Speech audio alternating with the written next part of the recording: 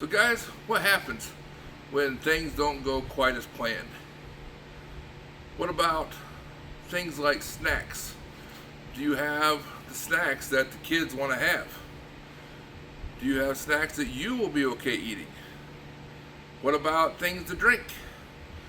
What about if you need to go to the bathroom? Things like this are things we need to plan when we're thinking about taking our kids on a trip, whether it's just a few hours away, or an hour, or around the corner, or all the way up to northern Minnesota, like I take my sons now.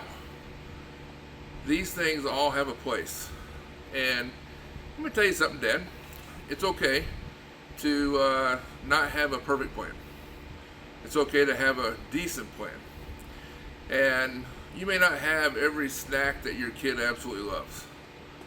But you know what? I've found whenever I'm bored and I don't have everything I want, it's not too hard to figure out something that just fills the stomach a little bit. And think about this in the way of you can have chips, maybe you have a soft drink, maybe a protein drink, depending on what you prefer. And maybe your kids, they just need something simple. Or when you go to the bait shop, like we talked about before, a lot of times the bait shop will have pop and candy and chips and things there too, and you can pick that up also. Make it a one-stop shop kind of thing. But when you're thinking about the bathroom, plan ahead to the location that you're going. And have alternates. Have an idea of where the bathrooms are at.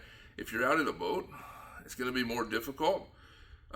With boys, it's real easy in the boat, but with girls, it's a little bit different. And I don't personally have girls, so I can't attest to how that actually works. But if you have girls, then you will know what I'm talking about right away.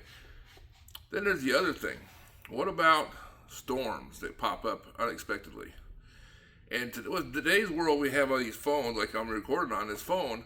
We have, we can look at the apps and look at the weather coming, and we can kind of plan around that. But sometimes it just shows up unexpectedly.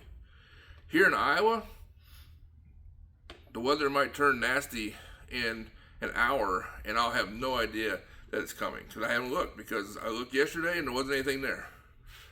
And so sometimes when you're out in the water, I remember one time my boys and I were out on a Cabotogama Lake up in North Minnesota, and we were having a ball. We were just casting, we were talking, we were laughing, when one of us gets snagged. I remember my son Micah and I, and my son Aiden, he was there too, and we were having a casting contest. We were literally not so much trying to catch fish. A fish would have been a bonus, but we were more or less, I would cast to a certain spot, and my son Micah would try to cast to that same spot, and my son Aiden would try to cast that spot as close as we could possibly get. We were just having a ball going around this island. We didn't notice the storm coming in the background. And by the time it was almost there, that's when we seen it. And we didn't have rain gear with us. We didn't have anything to cover up with. And we were going to be out in the middle of the lake with a storm brewing. And you know what we did? We improvised. And I took my boys. We went to shore. We got underneath of a cedar tree. Cedar tree is a great place, by the way.